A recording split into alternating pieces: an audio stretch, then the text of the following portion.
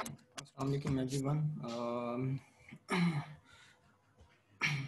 सबसे पहले मैं आप लोगों को बता दूं थोड़ा सा सिनेरियो कि मैं कोशिश किया करूंगा कि आप लोगों को ना वीडियो लेक्चर्स फॉरवर्ड किया करूं। कोई अराउंड 30 से 40 मिनट्स के दरमियान वीडियो लेक्चर हुआ करेगा। मैं आप लोगों को व्हाट्सएप के ऊपर वो वीडियो सेंड कर दिया करूंगा ग्रुप के अंदर, और ड्यूरिंग लेक्चर टाइम ही मैं आप लोगों को वीडियो सेंड किया करूंगा। और आप लोग कोशिश किया करेंगे कि वो वीडियो को सुने, और जो मैं उसमें बोल रहा हूँ वर्डिंग, उसको आप लोग साथ साथ नोट करते जाएं। ड्यूरिंग लेक्चर आप लोग जब ये काम कर लेंगे तो उसके बाद व्हाट्सएप में आप क्वेश्चन पूछ सकते हैं नेक्स्ट लेक्चर से पहले पहले, रेलिवेंट टू दैट लेक्चर।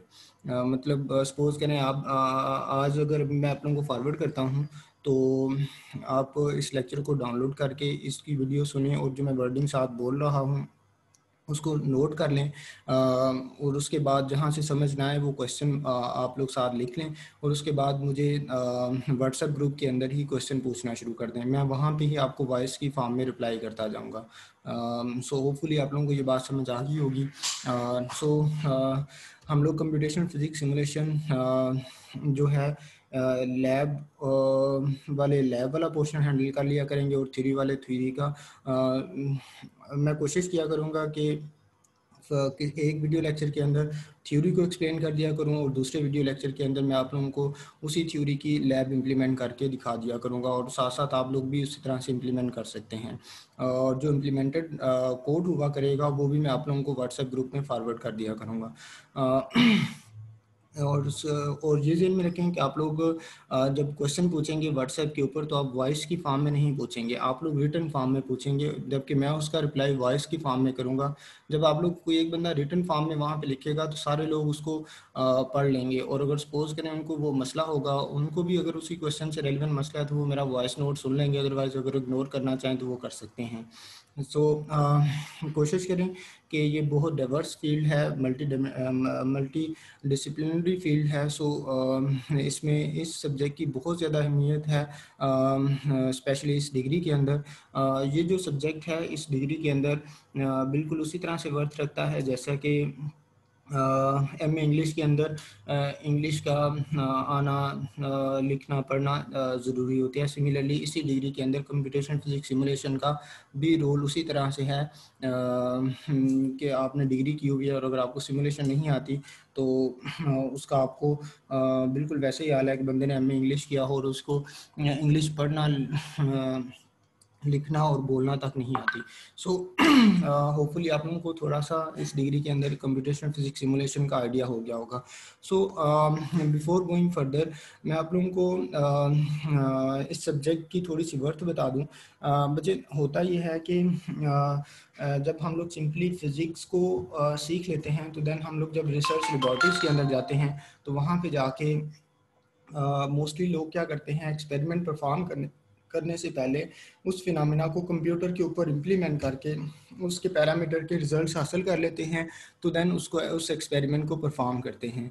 और सपोज़ किस तरह से, अगर सपोज़ करें किसी लेबॉर्ट्री के अंदर मिसाइल की रिसर्च के ऊपर काम हो रहा है, तो वहाँ पे वो ये तो नहीं करेंगे कि डायरेक्टली एक्सपेरिमेंट परफॉर्म करना शुरू कर दें। अगर उन्होंने किसी टारगेट को हिट करना है तो पहले किसी सपोज 30 एंगल से फायर करें, फिर 40 से, फिर 50 से, फिर 60 से, फिर उसको इनिशियल वेलोसिटी क्या दें, एंड सो ऑन, उन पैरामीटर्स की वैल्यू क्या दें कि वो टारगेट को हिट करें।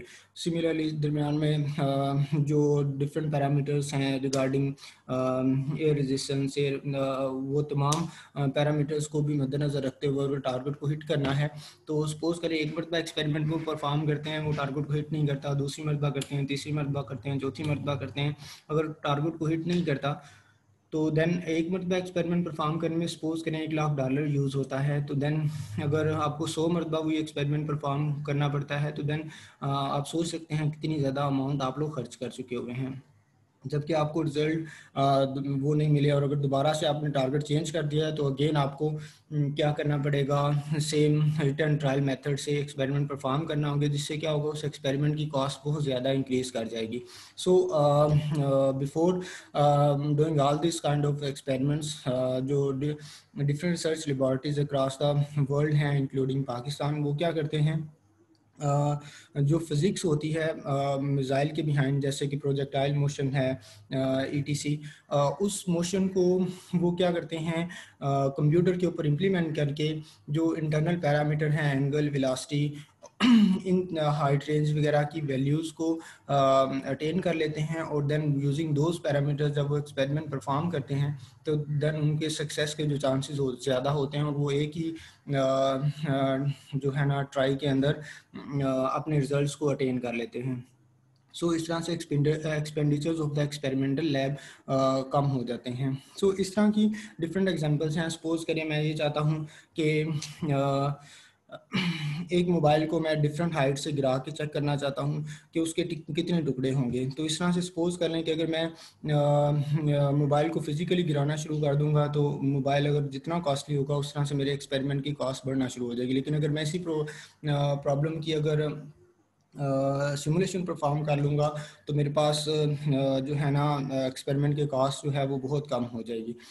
सो इसी तरह से जब इस तरह की रिसर्च लेबॉर्ट्रीज़ हैं उनके अंदर जो फिज़िक्स की इम्प्लीमेंटेशन है वो बहुत ज़्यादा इम्पोर्टेंट होती है। अब आप लोग यहाँ वहाँ पे सपोज कर सकते हैं जो इम्प्लीमेंटेशन है वो कंप्यूटर साइंस के लोग कर सकते हैं, और जो फिज़िक्स है वो फिज़िक्स के लोग कर सकते हैं, और डेफिनेटली बिहाइंड मैथमेटिक्स भी है तो मैथमेटिक्स के लोग भी। और इसका मतलब क्या होगा कि उस रिसर्च लेबॉर्ट्री को अगर किसी प्रॉब्लम को इम्प्लीमेंट करना है तो देन उसको 3 बंदे हायर करना पड़ेंगे, एक कंप्यूटर साइंस का बंदा, दूसरा फिजिक्स का बंदा और तीसरा मैथमेटिक्स का।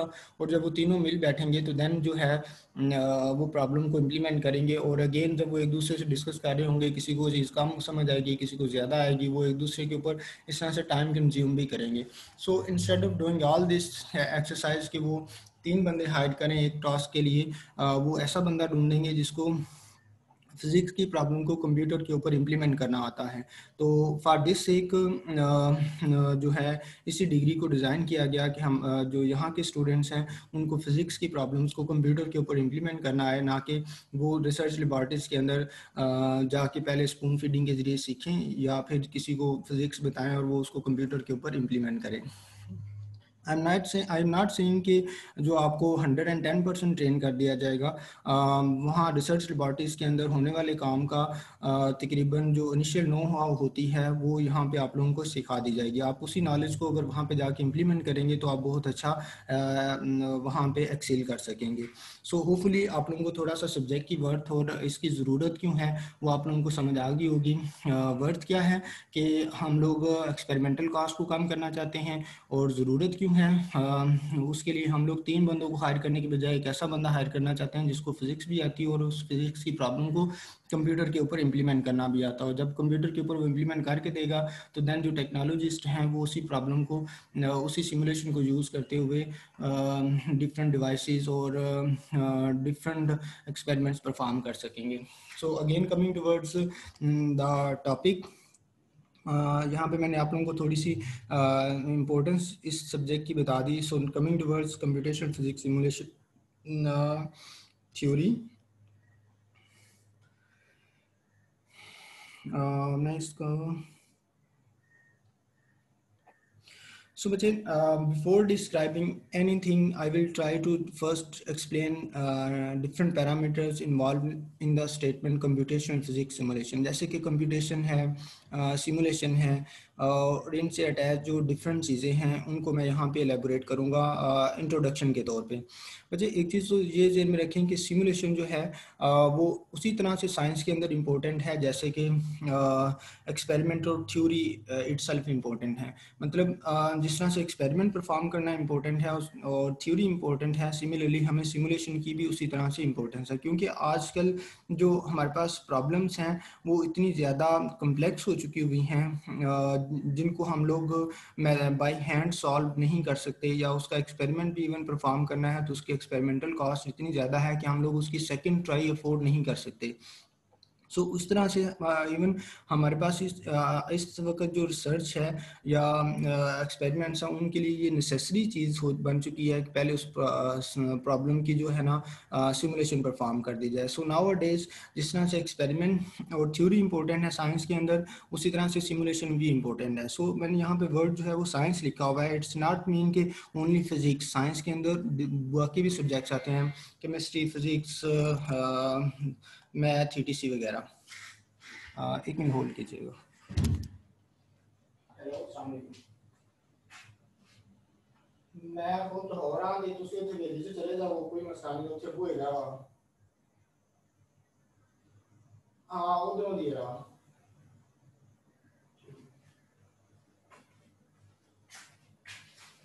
सो जो आपके पास सिमुलेशन की थोड़ी सी इंपॉर्टेंस मैंने आप लोगों को बता दी, बट सिमुलेशन होती क्या है, कंप्यूटेशन क्या चीज़ है, वो मैं आप लोगों को थोड़ा सा डिफाइन करता हूँ।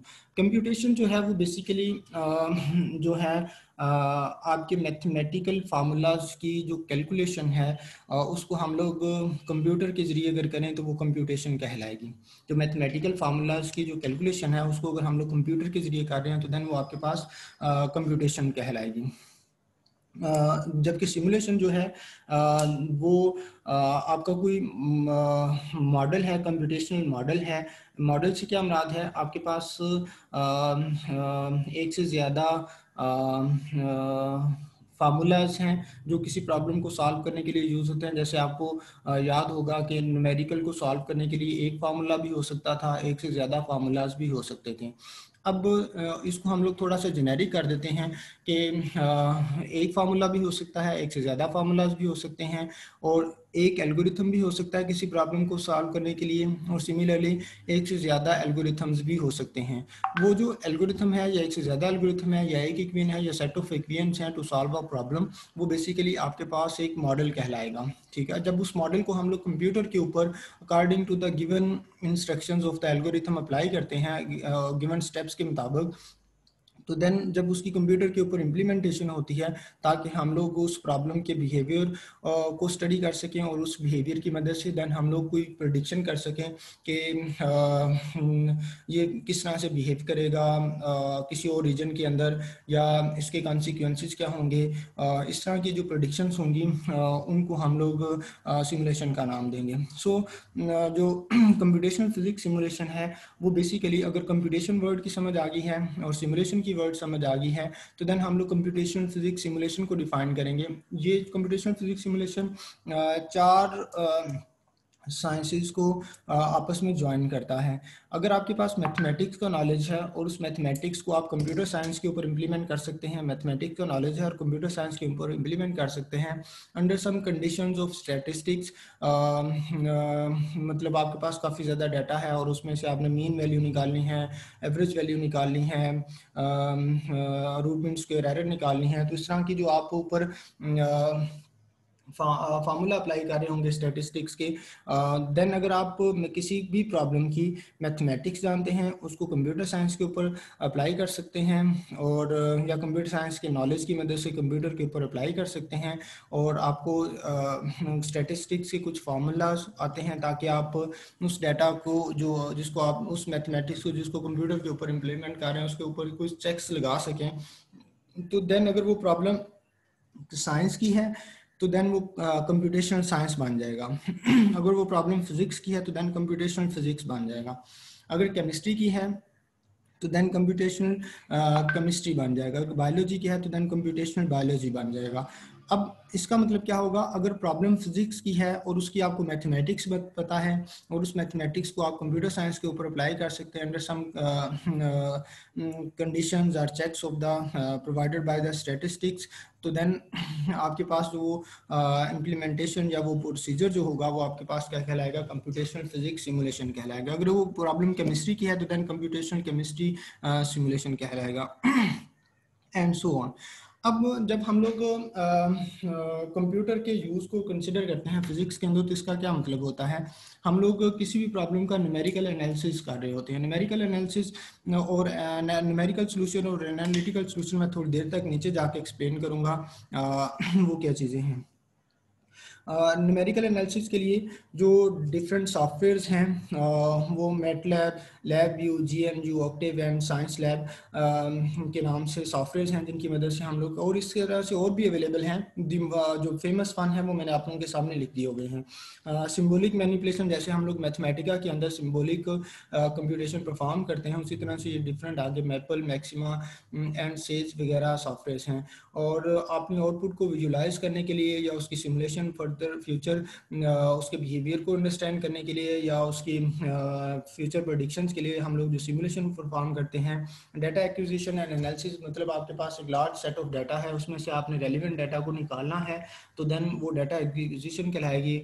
और उसके जब वंस आप डाटा निकाल लेते हैं रेलिवेंट, तो उस रेलिवेंट डाटा से आप क्या नॉलेज एक्सट्रैक्ट कर रहे हैं उसको हम लोग एनालिसिस का नाम देंगे। सो उसके बाद टेक्नोलॉजिकल इनेबल लर्निंग है। इसको हम लोग दो तरह से एक्सप्लेन कर सकते हैं कि जो वो प्रॉब्लम जिसको आपने स्टडी किया है उसकी मदद से हम लोग कौन सी टेक्नोलॉजी डेवलप कर सकते हैं जिसकी मदद से हम इंसानों की जो लाइफ है उसको इजी कर सकें। सो इसके अलावा टेक्नोलॉजिकल इनेबल लर्निंग का क्या मतलब है कि हमारे पास जो लर्निंग के लिए डिफरेंट टेक्नोलॉजिकल जो डिवाइसेस अवेलेबल हैं मार्केट के अंदर, उनका जो यूज़ है उसको हम लोग क्या कर सकें, फिज़िक्स में इस्तेमाल करते हुए अपनी प्रॉब्लम्स को इजीली सॉल्व कर सकें। सो ये सारी जो चीज़ें हैं हम लोग फ्यूचर में इंशाल्लाह डिस्कस करते रहेंगे। जो फर्दर है जो सिमुलेशन का कंपैरेटिव वर्ड है वो एनिमेशन है। सो एनिमेशन जो है बेसिकली एनिमेशन जो है और सिमुलेशन में जो बेसिक डिफरेंस है, जब आपके पास प्रॉब्लम किसी प्रॉब्लम का एल्गोरिथम एग्जिस्ट करता है, उसको आप कंप्यूटर के ऊपर इम्प्लीमेंट करेंगे तो देन वो आपके पास सिमुलेशन कहलाएगी। जबकि जो एनिमेशन है उसके लिए ज़रूरी नहीं है कि आपके पास कोई एल्गोरिथम हो बिहाइंड। जैसे अक्सर आपने किसी दौर में देखा होगा मोबाइल्स के ऊपर एनिमेशन लगती थी, वो इमेजेस को रोटेट करता रहता था, वो एक ख़ास आर्डर में या रैंडम आर्डर में उन इमेजेस को रोटेट करता था और एक वीडियो टाइप सा हमें टच देता था और उसको हम लोग एनिमेशन का नाम देते थे। स्क्रीन के ऊपर हम लोग उसको एनिमेशन को यूज़ करते थे। आल्दो उससे बैटरी बहुत ज़्यादा कंज्यूम होती थी, लेकिन जो है ना एनिमेशन अगेन नॉन एल्गोरिथमिक होगी और जो इसके बिहाइंड जो आपके पास फिनोमेना होगा वो नॉन रियलिस्टिक होगा, यानी कि नेचुरल फिनोमेना नहीं होगा। जबकि सिमुलेशन के बिहाइंड आपके पास प्रॉब्लम एल्गोरिथमिक होगी और जो फिनोमेना होगा वो रियलिस्टिक फिनोमेना होगा जिसको हम लोग इम्प्लीमेंट कर रहे होंगे। नाउ अनदर थिंग इज़ कि हम लोग सिमुलेशन के रिजल्ट को जो है वो शो करने के लिए ग्राफ का इस्तेमाल कर सकते हैं, टेबल का इस्तेमाल कर सकते हैं और अपनी आउटपुट को फैसिनेट करने के लिए एनिमेशन का भी सहारा ले सकते हैं। जैसे मैथमेटिका के अंदर आपने देखा होगा कि हम लोग या फिर SE2 के अंदर हम देखेंगे कि हम अपनी आउटपुट को फैसिनेट करने के लिए या उसको 3D या बेहतर अंदाज में प्रेजेंट करने के लिए उसको एनिमेट भी कर सकते हैं। सो फर्स्ट थिंग इज के एनिमेशन के बिहाइंड आपके पास एल्गोरिथम नहीं होगा, नॉन रियलिस्टिक होगी, but animation can also be use to show the results of simulation for a better understanding. So hopefully आपको इनके दरमियान जो बेसिक डिफरेंस है वो क्लियर हो चुका होगा। Now coming towards what is analytical numerical solution. बच्चे जो मैं यहाँ पे बातें यूज़ कर रहा हूँ, डिस्कस कर रहा हूँ, वो मोस्टली आगे फ्यूचर में यूज़ होंगी, सो इस वजह से मैं उनकी जो बेसिक्स है उनको यहाँ पे क्लियर कर रहा हूँ। एनालिटिकल सॉल्यूशन क्या होता है, न्यूमेरिकल सॉल्यूशन क्या होता है। आपने MSc वाले लोग बेहतर समझते होंगे और इवन BSc वाले भी अब 7वें सेमेस्टर में हैं, तो देन वो भी इसको बेहतर अंडरस्टैंडिंग ले सकते हैं कि जब हम मैथमेटिकल मेथड के अंदर जो आपने डिफरेंशियल इक्वेशन को सॉल्व करने के लिए जितने भी मेथड यूज़ किए थे वो तमाम के तमाम एनालिटिकल मेथड से, मतलब एक स्पेसिफिक प्रोसीजर था, उसको यूज़ करते हुए हम लोग डिफरेंशियल इक्वेशंस के डिफरेंट टाइप्स के लिए डिफरेंट जो मेथड थे उनको इम्प्लीमेंट करते थे और हमारे पास एक स्पेसिफिक सोल्यूशन आता था। वो जो प्रोसीजर है वो आपके पास एनालिटिकल सोल्यूशन होता था और एनालिटिकल सोल्यूशन हमेशा हमारे पास एग्जैक्ट आंसर देता है।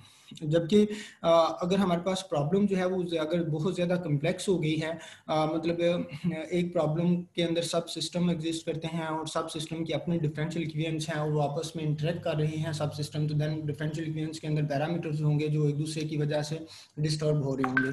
सो इस तरह के इक्वेशन को जब हम लोग बाय हैंड सॉल्व करने जाते हैं तो वो बहुत ज़्यादा टाइम लेते हैं और उसके अंदर एरर चांसेस ज़्यादा होते हैं, प्लस माइनस की वजह से एट द एंड आपके पास आउटपुट गलत आने के चांसेस होते हैं, ह्यूमन एरर के चांसेस बहुत ज़्यादा होते हैं।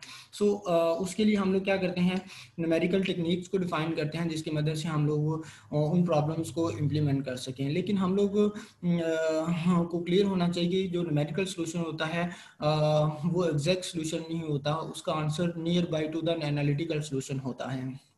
मसलन अगर किसी प्रॉब्लम का आंसर 10 आ रहा है तो देन न्यूमेरिकल सोल्यूशन जो है अगर जितनी बेहतर टेक्निक होगी उसका आंसर 10 के करीब आएगा, लेकिन जितनी टेक्निक बेहतर नहीं होगी उसका आंसर 10 से अवे जाएगा, वो अपर लिमिट की तरफ भी जा सकता है 11-12 या 9-8-9 की तरफ भी आ सकता है। सो न्यूमेरिकल सोल्यूशन आपके पास एग्जैक्ट नहीं होता जबकि एनालिटिकल सोल्यूशन जो है वो आपके पास एग्जैक्ट होता है। अब कमिंग टूवर्ड्स नेक्स्ट कि जो मेजर कंपोनेंट्स ऑफ सिमुलेशन जो हैं जिनको हमें मद्देनजर रखना है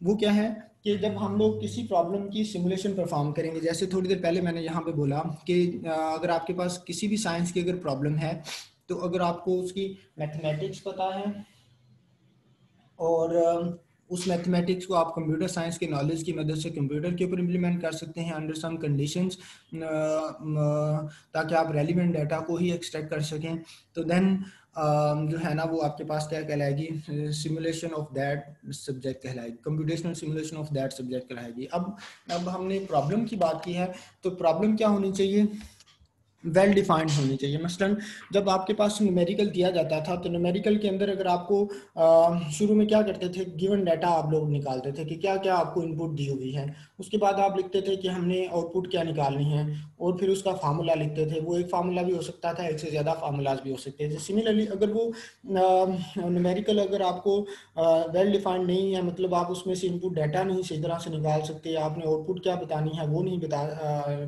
निकाल सकते, तो देन ना तो आप उसका फार्मूला बता सकेंगे ना ही आप उसके सोल्यूशन डिफाइन कर सकेंगे। सो जो प्रॉब्लम है वो आपके पास वेल डिफाइंड होनी चाहिए कि आपको इनपुट क्या दी हुई है और आपने वहाँ से आउटपुट क्या निकालनी है। नाउ जब आपको ये पता चल जाता है कि इनपुट क्या है और आपने आउटपुट क्या देनी है। हेलो, अस्सलाम वालेकुम। ठीक ठाक मम्मा, मैं ना ऑनलाइन क्लास पढ़ाना पे, मैं फ्री होकर फिर तुम कॉल करना। सो जब हमें पता चल जाता है कि इनपुट क्या दी हुई है और उसके कोरोस्पोंडिंग हमें आउटपुट क्या निकालनी है, तो देन हम लोग इनपुट को आउटपुट में ट्रांसफॉर्म करने के लिए उस साइंस या उस फिज़िक्स या उस केमिस्ट्री के फार्मूलाज लेते हैं कि पहला ये फार्मूला लगेगा, उससे फिर दूसरा फार्मूला, फिर उसके बाद तीसरा फार्मूला, और तीसरे फार्मूले की जो आउटपुट होगी वो हमें रिक्वायर्ड है। सो वो आपका एक फार्मूला भी हो सकता है, एक से ज़्यादा फार्मूलाज भी हो सकते हैं, वो आपके पास एल्गोरिथम भी हो सकते हैं। मतलब मैं आपको कहूँ कि जो है ना एक से लेके 100 नंबर, 1 से लेके 100 के दरमियान जितने भी प्राइम नंबर्स हैं उनका फैक्टोरियल लेना है और उनका ग्राफ प्लॉट करना है।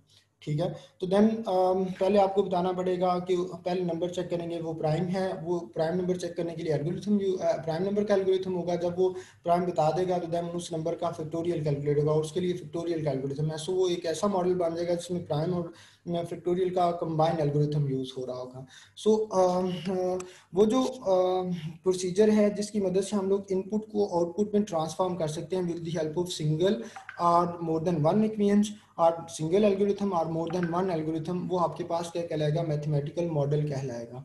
ठीक है, और मैथमेटिकल मॉडल के ऊपर हम लोग बाज़ दफ़ा कुछ अजम्पशंस भी लगा देते हैं कि वो अंडर दीज सर्कमस्टांसिस काम करेगा, वेदर कंडीशन ये होंगी तो ये वर्केबल होगा, अदरवाइज वर्केबल नहीं होगा।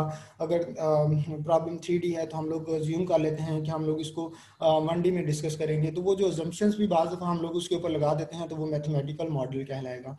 वंस जब हमें पता चल जाता है कि प्रॉब्लम के अंदर इनपुट पैरामीटर क्या हैं और आउटपुट पैरामीटर क्या हैं और उनको इनपुट को आउटपुट में ट्रांसफॉर्म करने के लिए जो मैथमेटिकल मॉडल है उसका पता चल जाता है, तो देन उसको हम लोग कंप्यूटर के ऊपर इम्प्लीमेंट करते हैं।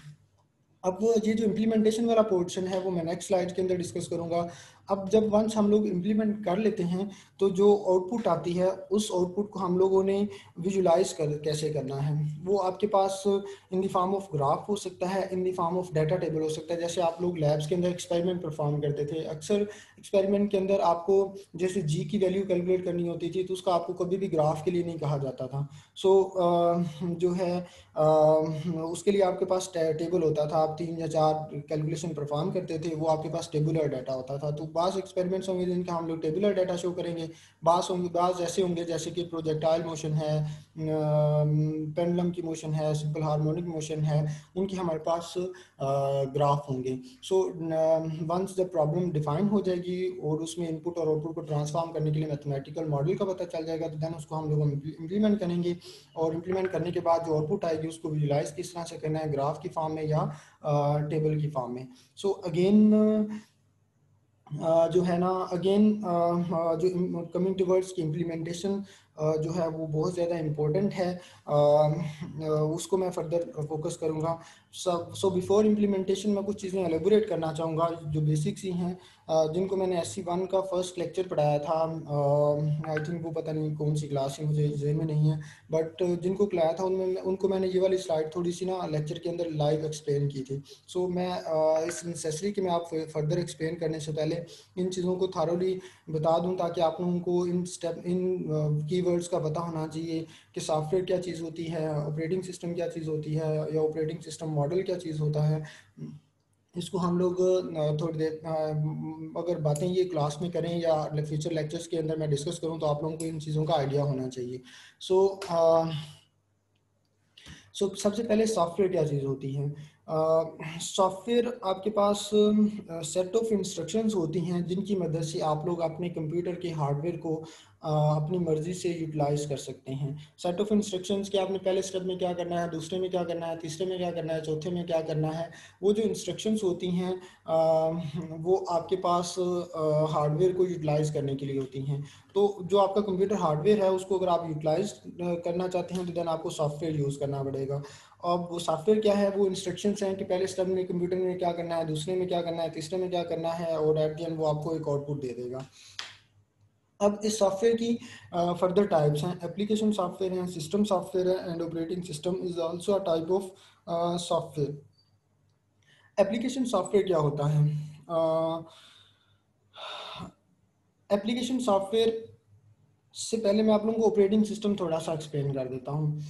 ऑपरेटिंग सिस्टम एक ऐसा सॉफ्टवेयर है जो क्या करता है, हार्डवेयर के साथ डायरेक्टली कम्युनिकेट करता है। हार्डवेयर के साथ क्या करता है, डायरेक्टली कम्युनिकेट करता है। इन अदर वर्ड्स ये कह सकते हैं कि ऑपरेटिंग सिस्टम की लैंग्वेज और हार्डवेयर की लैंग्वेज जो है वो इन अदर सेंस समहाउ एक जैसी होती है। मतलब अगर हार्डवेयर की लैंग्वेज सी या सी प्लस प्लस है तो ऑपरेटिंग सिस्टम की लैंग्वेज भी क्या है, सी या सी प्लस प्लस है। तो ऑपरेटिंग सिस्टम क्या कर सकता है, डिफरेंट हार्डवेयर के डिफरेंट कंपोनेंट्स के साथ डायरेक्टली कम्युनिकेट कर सकता है। और इसके अलावा जो ऑपरेटिंग सिस्टम है वो अपने ऊपर डिफरेंट सॉफ्टवेयर्स को एग्जीक्यूट कर सकता है। जैसे ऑपरेटिंग सिस्टम जो है, जैसे इसके एग्जांपल विंडोज़ है, लिनक्स है, मैकिन्टोश है, या एंड्रॉयड है, या गूगल का एक है। तो इसी तरह से जो है ना वो जब हम विंडोज़ इंस्टॉल कर लेते हैं तो उसके ऊपर हम लोग VLC मीडिया प्लेयर इंस्टॉल करते हैं, उसके ऊपर हम लोग वर्ड, एक्सेल, पावर पॉइंट वगैरह इंस्टॉल करते हैं, उसी के ऊपर हम लोग जो है ना डिफरेंट सॉफ्टवेयर गेमिंग के इंस्टॉल करते हैं। अब वो जो सॉफ्टवेयर होते हैं वो ऑपरेटिंग सिस्टम के ऊपर एग्जीक्यूट करते हैं। इसका मतलब क्या, ऊपर एग्जीक्यूट करने का क्या मतलब है, वो जो सॉफ्टवेयर होते हैं वो ऑपरेटिंग सिस्टम को कहते हैं, और ऑपरेटिंग सिस्टम आगे हार्डवेयर से कम्युनिकेट करता है। तो वो हार्डवेयर वापस ऑपरेटिंग सिस्टम को, और ऑपरेटिंग सिस्टम वापस किसको कहता है, वो जो भी VLC मीडिया प्लेयर है या जो भी आपकी एप्लीकेशन चल रही है उसको साथ कम्युनिकेट करता है। सो ऑपरेटिंग सिस्टम क्या दो काम करता है, directly communicate with the hardware, और it can run different softwares upon itself, कि अपने ऊपर वो डिफरेंट सॉफ्टवेयर्स को एग्जीक्यूट करवा देता है। अब वो जो डिफरेंट सॉफ्टवेयर्स ऑपरेटिंग सिस्टम के ऊपर एग्जीक्यूट करते हैं उनको हम लोग एप्लीकेशन सॉफ्टवेयर का नाम देते हैं। उनको हम लोग किसका नाम देते हैं, एप्लीकेशन सॉफ्टवेयर। जैसे मैंने आपको VLC मीडिया प्लेयर बताया, माइक्रोसॉफ्ट ऑफिस है, कोई गेमिंग है, गेम जितनी भी हैं, ETC, ये तमाम जो तमाम के तमाम जो हैं वो आपके पास एप्लीकेशन सॉफ्टवेयर हैं। जैसे फेसबुक की एप्लीकेशन है, जैसे व्हाट्सएप की एप्लीकेशन है, ये तमाम की तमाम एप्लीकेशन सॉफ्टवेयर हैं जो क्या करते हैं, ऑपरेटिंग सिस्टम के ऊपर एग्जीक्यूट करते हैं। इसका मतलब है कि फेसबुक की अगर एप्लीकेशन है तो डायरेक्टली हार्डवेयर के साथ कम्युनिकेट नहीं कर सकती, वो पहले ऑपरेटिंग सिस्टम को कहेगी, ऑपरेटिंग सिस्टम आगे हार्डवेयर से कहेगा, हार्डवेयर वापस क्या करेगा, ऑपरेटिंग सिस्टम को कहेगा, और ऑपरेटिंग सिस्टम वापस उसका आंसर जो है वो एप्लीकेशन को ट्रांसफॉर्म करेगा। और दरमियान में ऑटोमेटिकली हो सकता है कि लैंग्वेज सेम भी हो और हो सकता है लैंग्वेज डिफरेंट भी हो, तो हमें दरमियान में कोई कम्युनिकेटर भी बिठाने पड़ेंगे ट्रांसलेशन के लिए। सो जो फर्दर है हमारे पास सिस्टम सॉफ्टवेयर। सिस्टम सॉफ्टवेयर जो हैं वो ऐसे सॉफ्टवेयर होते हैं जिनको हम लोग खुद से चेंज नहीं कर सकते। जैसे बायोस जो है, जब हम लोग विंडोज़ कोई ऑपरेटिंग सिस्टम इंस्टॉल करने जाते हैं तो शुरू में जो इंस्ट्रक्शंस आती हैं कि ये परफॉर्म करें, ये करेंगे तो ये होगा, ये करेंगे तो ये होगा, सॉफ्टवेयर इंस्टॉल करने से पहले जो सामने इंस्ट्रक्शंस आ रही होती हैं वो सिस्टम सॉफ्टवेयर कहलाते हैं। और सिस्टम सॉफ्टवेयर बेसिकली हार्डवेयर के लिए नेसेसरी भी होती हैं। जैसे जो ड्राइवर्स हैं वो भी हमारे पास सिस्टम सॉफ्टवेयर होते हैं। मतलब आप कंप्यूटर के साथ प्रिंटर अटैच करते हैं तो जब तक आप उसके ड्राइवर इंस्टॉल नहीं करेंगे तब तक जो है वो आप प्रिंट नहीं ले सकते। तो जो सिस्टम सॉफ्टवेयर हैं वो बेसिकली इन अदर सेंस क्या कर सकते हैं, आपके कंप्यूटर के को एक्सटेंड करने के लिए जो डिफरेंट डिवाइसेस आप अटैच करते हैं साथ, उनके लिए जो नेसेसरी सॉफ्टवेयर्स होते हैं उनको हम लोग सिस्टम सॉफ्टवेयर्स का नाम देते हैं। अब जब कोई एप्लीकेशन हार्डवेयर के साथ कम्युनिकेट करती है तो उस कम्युनिकेट करने के लिए जो मॉडल है उसको हम लोग ओएस मॉडल का नाम देते हैं। ओएस मॉडल जो है वो बेसिकली 7 लेयर आर्किटेक्चर है, जबकि मैंने यहाँ पे 3 लेयर यहाँ पे शो किए हैं, यहाँ पे 4 हैं। उस तरह से और भी यहाँ पे इंटरप्रेटर और 4 लेयर्स होती हैं। बीइंग अ कंप्यूटर साइंस, अगर हम लोग कंप्यूटर साइंस के स्टूडेंट्स होते हैं डेफिनेटली ओएस मॉडल को डिफाइन करते वक्त हम लोग चारों ले 7 लेयर्स को थारोली डिस्कस करते हैं। लेकिन बीइंग अ फिजिक्स हमें जितनी नॉलेज की ज़रूरत है मैं वही यहाँ पे एक्सप्लेन करूँगा। 7 लेयर की बजाय मैं यहाँ पे 3 लेयर आर्किटेक्चर डिफाइन कर रहा हूँ, जो इसको हम लोगों को थोड़ा सा बस अंडरस्टैंडिंग होनी चाहिए। सो जो एप्लीकेशन सॉफ्टवेयर है वो बेसिकली क्या काम कर रहा है। एप्लीकेशन जो है अगर वो डायरेक्टली हार्डवेयर के साथ कम्युनिकेट नहीं कर सकती, वो एप्लीकेशन क्या कहेगी, ऑपरेटिंग सिस्टम को कहेगी, ऑपरेटिंग सिस्टम से किसको कहेगा, हार्डवेयर को कहेगा, हार्डवेयर जो आउटपुट जनरेट करेगा वो वापस ऑपरेटिंग सिस्टम को देगा, और ऑपरेटिंग सिस्टम वापस उसको किसको दे देगा, एप्लीकेशन को दे देगा। मसलन अगर सपोज करें, अब यहाँ पे देखें मसले मसाइल हो सकते हैं कि एप्लीकेशन जो है अगर उसकी लैंग्वेज इंग्लिश है, suppose as a general knowledge, general application की जो लैंग्वेज है वो इंग्लिश है, ऑपरेटिंग इंग्लिश है, ऑपरेटिंग सिस्टम की जो लैंग्वेज है वो उर्दू है, और हार्डवेयर की लैंग्वेज भी जो है वो समहाउ उर्दू है। तो देन जो है एप्लीकेशन जब ऑपरेटिंग सिस्टम को कहेगा तो ऑपरेटिंग सिस्टम इस इंग्लिश को उर्दू में कन्वर्ट करेगा, और देन उस उर्दू को हार्डवेयर को देगा, और हार्डवेयर उस उर्दू की फॉर्म में ही क्या करेगा, आउटपुट जनरेट करवा के वापस ऑपरेटिंग सिस्टम को देगा, और ऑपरेटिंग सिस्टम जो उर्दू में आंसर आएगा उसको वापस इंग्लिश में कन्वर्ट करके एप्लीकेशन को देगा। अब ये तो मैंने एक जनरल सी एग्जांपल दी है थोड़ी देर तक मैं इसको इन the form of computer languages भी एक्सप्लेन करूंगा। अब यहाँ पे ये हो सकता है कि बाज़ दफ़ा ऐसा होता है कि बाज़ ऐसी एप्लीकेशंस होती हैं जिनकी लैंग्वेज को ऑपरेटिंग सिस्टम भी समझ नहीं पाता। अब उनको समझाने के लिए, ऑपरेटिंग सिस्टम को समझाने के लिए आपको दरमियान में तीसरा बंदा बैठाना पड़ता है जिसको हम third party tool, TPT, third party tool का नाम कहते हैं। मसलन एक चाइनीज़ है, उसको अगर किसी अरबी बंदे से बात करनी है तो दरमियान में उसको एक ट्रांसलेटर बैठाना पड़ेगा जो क्या कर रहा होगा, अगर चाइनीज़ बोलता है तो उस चाइनीज़ को अरबी में कन्वर्ट करे, और जब अरबी बोलता है तो देन उस अरबी को चाइनीज़ में कन्वर्ट करे। तो थर्ड पार्टी टूल बेसिकली क्या कर रहा होता है, एप्लीकेशन की लैंग्वेज को किस में कन्वर्ट कर रहा होता है, ऑपरेटिंग सिस्टम की लैंग्वेज में, और ऑपरेटिंग सिस्टम की लैंग्वेज को वापस किस में कन्वर्ट कर रहा होता है, एप्लीकेशन में कन्वर्ट कर रहा होता है। और आप लोग यहाँ पे देख सकते हैं कि जो है ये वाली जो कम्युनिकेशन है वो सबसे ज़्यादा फास्ट है, क्योंकि यहाँ पे आपके पास तीसरा बंदा नहीं है। जबकि यहाँ पे आपके पास थर्ड बंदा आ गया है, दो बंदे चाइनीज़ और अरबी बैठे हुए हैं। चाइनीज़ में बोलता है तो अरबी उसको समझ लेता है, और अरबी जब अरबी में बोलता है तो चाइनीज़ उसको समझ लेता है, या जब भी चाइनीज़ इंग्लिश में बोल रहा है और अरबी भी इंग्लिश में सुन और जवाब भी देता है, तो देन लैंग्वेज सेम हो जाती है, कॉमन लैंग्वेज हो जाती है। सो इस वजह से यहाँ पे कन्वर्जन नहीं करना पड़ती, जबकि यहाँ पे आपको ट्रांसलेटर बिठाना पड़ता है, इसकी लैंग्वेज कुछ और है और इसकी लैंग्वेज कुछ और है, दरम्यान में आपको थर्ड पार्टी टूल बिठाना पड़ता है जो क्या करता है, इस लैंग्वेज को कन्वर्ट करता है। सो ये वाला जो चैनल है वो ज़्यादा टाइम लेगा और ये वाला जो चैनल है वो कम टाइम लेगा। मसलन इसकी एग्जांपल है, आपने सपोज घर में अब्बू से पैसे लेने हैं। एक तो तरीकाकार है कि आप डायरेक्ट वाले साहब से पैसे पूछ लें, एक तो तरीकाकार है कि आप क्या कर लें, डायरेक्ट वाले साहब से पैसे पूछ लें। दूसरा तरीकाकार है कि आप पहले अम्मी को कहें, अम्मी फर्दर भी जो है ना कहेगी कि पुत्र मैं सवेरे कल जो है ना आपके वाले से बात करके आपको बताऊंगी, तो वो डेफिनेटली 1-2 दिन लग जाएंगे और वो कम्युनिकेशन चैनल जो है वो डिले हो जाएगा। जबकि यहाँ पे आपको डायरेक्ट आंसर मिल जाएगा कि भाई जो आप पैसे ट्रिप के लिए मांग रहे हैं वो नहीं मिलेंगे या मिल जाएंगे, तो यहाँ पे आपको डिले मिलेगा। अब कमिंग टूवर्ड्स दिस के जैसे मैंने अभी यहाँ पे एक एग्जांपल दी कि यहाँ पे लैंग्वेज एप्लीकेशन की भी इंग्लिश है, ऑपरेटिंग सिस्टम की भी लैंग्वेज इंग्लिश है, जबकि यहाँ पे दोनों की लैंग्वेज क्या है, डिफरेंट है।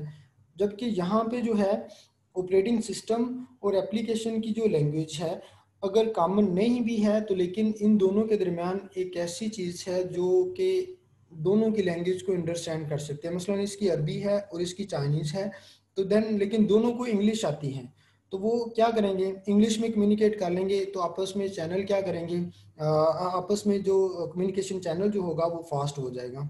ठीक है, आपस में चैनल जो हो क्या हो जाएगा, थोड़ा सा फास्ट हो जाएगा। सो जो थर्ड पार्टी टूल है वो बेसिकली क्या कर रहा है, कम्युनिकेटर के तौर पे यूज़ हो रहा है। अब जब एप्लीकेशन सॉफ्टवेयर है, अब डिफरेंट सॉफ्टवेयर्स के डिफरेंट थर्ड पार्टी टूल्स होंगे, सो उनको अब हम लोग डिस्कस करते हैं। So these are the operating OS models scenarios जिनको हम लोग फर्दर यूटिलाइज भी करेंगे।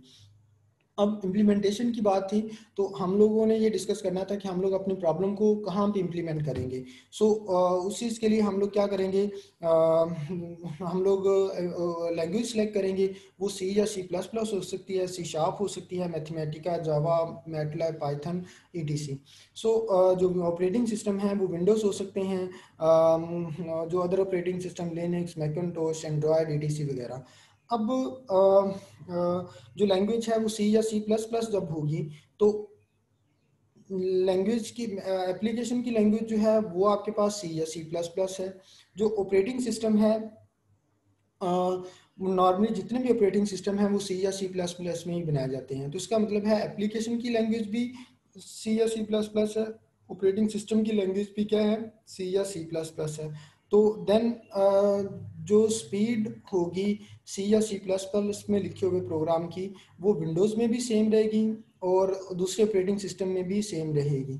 लेकिन अब मसला ये है कि जब हम लोग सी या सी प्लस प्लस को अपनी सिमुलेशन के लिए यूज़ करेंगे तो हमें बहुत सा एक्स्ट्रा कोड लिखना पड़ता है अपनी प्रॉब्लम को अपनी सिमुलेशन को फैसिनेट करने के लिए। मतलब अगर सपोज करें आपने एक छोटा सा बटन लगाना है या एक रेडियो बटन लगाना है या आपने एक टेक्स्ट बॉक्स लगाना है तो या एक ग्राफ प्लॉट करना है, तो उसके लिए अगर आप सी या सी प्लस प्लस में कोड लिखेंगे तो वो जो कोड होगा वो आपकी सिमुलेशन का हिस्सा नहीं होगा, लेकिन वो अननेसेसरी होगा जिसको आपको लिखना पड़ेगा और उसमें एरर को रिमूव करना पड़ेगा, तो वो हमारी सिमुलेशन का हिस्सा नहीं है। सो इस वजह से ऑल्दो कि सी और सी प्लस प्लस फास्ट है, तो जो एक्स्ट्रा कोड हमें लिखना पड़ रहा है जो कि अननेसेसरी टू द सिमुलेशन है, सो इस वजह से हम लोग सी या सी प्लस प्लस को ऑप्ट नहीं करेंगे। अब now coming towards C sharp या मैथमेटिका को, इस पोर्शन को डिस्कस करने से पहले मैथमेटिका को, जावा को और मैटलैब, पाइथन को डिस्कस कर लेते हैं। अब जब मैथमेटिका को यूज़ करते हैं तो इसका जो थर्ड पार्टी टूल होता है वो कर्नल होता है। आपको याद होगा जब हम लोग मैथमेटिका को ऑन करते हैं तो आपके पास दो फाइल्स ओपन होती हैं, एक जिसमें एक एडिटर होता है और एक बिहाइंड उसका कर्नल होता है। जो एडिटर के ऊपर आप लोग काम कर रहे होते हैं, कर्नल उसको कन्वर्ट करता है ऑपरेटिंग सिस्टम की लैंग्वेज में, और ऑपरेटिंग सिस्टम आगे हार्डवेयर से काम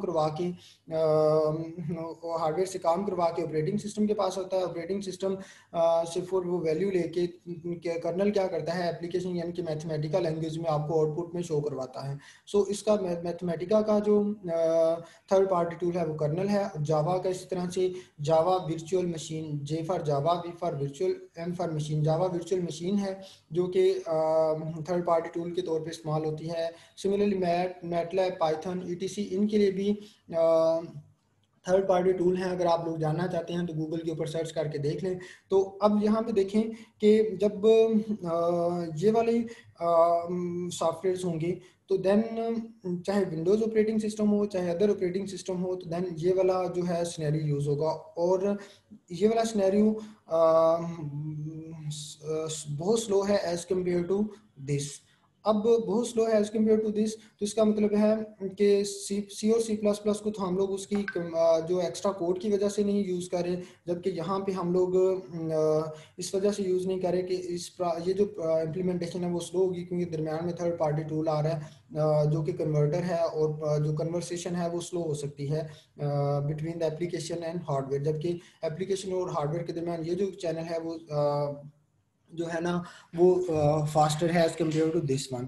सो वो चाहे आप ये सॉफ्टवेयर विंडोज़ में यूज़ करें चाहे इन ऑपरेटिंग सिस्टम के अंदर यूज़ करें, तो आपके पास चैनल यही रहेगा। जब हम लोग सी शार्प या विजुअल स्टूडियो की बात करेंगे, सॉरी, अस्सलाम वालेकुम सलाम, ठीक ठाक, हाँ जी। अच्छा, जब हम लोग सी शार्प की बात करते हैं तो सी शार्प का जो मैन्युफैक्चरर है और विंडोज़ का जो मैन्युफैक्चरर है वो माइक्रोसॉफ्ट है। तो उन्होंने अपने जो थर्ड पार्टी टूल है डॉट नेट फ्रेमवर्क को उसको ऑपरेटिंग सिस्टम का हिस्सा बना दिया है। यानी कि थर्ड पार्टी टूल एप्लीकेशन का भी हिस्सा है, ऑपरेटिंग सिस्टम का भी हिस्सा है। तो इट्स लाइक के ऑपरेटिंग सिस्टम की भी लैंग्वेज और एप्लीकेशन की जो लैंग्वेज है वो सेम हो गई है। अब एप्लीकेशन को थर्ड पार्टी टूल को नहीं कहना पड़ता, और या ऑपरेटिंग सिस्टम को थर्ड पार्टी टूल से रिसीव करके उसको वापस आउटपुट नहीं देना पड़ती। दोनों की लैंग्वेज के जो है ना दोनों को हमने इंग्लिश सिखा दी है, तो दोनों के पास इंग्लिश का नॉलेज है, सो इस वजह से उनको दरमियान में कन्वर्टर बिठाना नहीं पड़ता। तो विंडोज़ के अंदर रहते हुए सी शार्प का जो चैनल होगा वो कुछ इस तरह से होगा, और ये जस्ट लाइक बिल्कुल इसी तरह से होगा। जितना टाइम इधर लग रहा होगा मोस्ट प्रोबेबली उतना ही टाइम इधर लग रहा होगा। बट जब हम लोग दूसरे ऑपरेटिंग सिस्टम्स के अंदर बात करेंगे तो आपके पास वहाँ पे चूँकि वो मैन्युफैक्चरर सेम नहीं है, माइक्रोसॉफ्ट नहीं है, इनके मैन्युफैक्चरर और हैं, तो उन्होंने जो है ना डॉट नेट फ्रेमवर्क को ऑपरेटिंग सिस्टम का हिस्सा नहीं बनाया हुआ है। सो इस वजह से इन ऑपरेटिंग सिस्टम्स के अंदर रहते हुए आपको थर्ड पार्टी टूल यानी कि डॉट नेट फ्रेमवर्क को अलग से इंस्टॉल करना पड़ेगा। So from all this scenario C और सी प्लस प्लस को हम लोग इस वजह से यूटिलाइज नहीं कर सकते कि इसमें हमें एक्स्ट्रा कोड लिखना पड़ेगा, इनको यूज़ नहीं कर सकते कि इनका चैनल जो है वो बहुत स्लो होगा। सी शार्प को यूज़ करेंगे विंडोज़ के अंदर रहते हुए, तो देन हम लोग जो चैनल है वो हमारा थोड़ा सा फास्ट होगा। सो नेक्स्ट जो है हमारे पास एक छोटी सी एग्जांपल है, मूविंग बॉडी।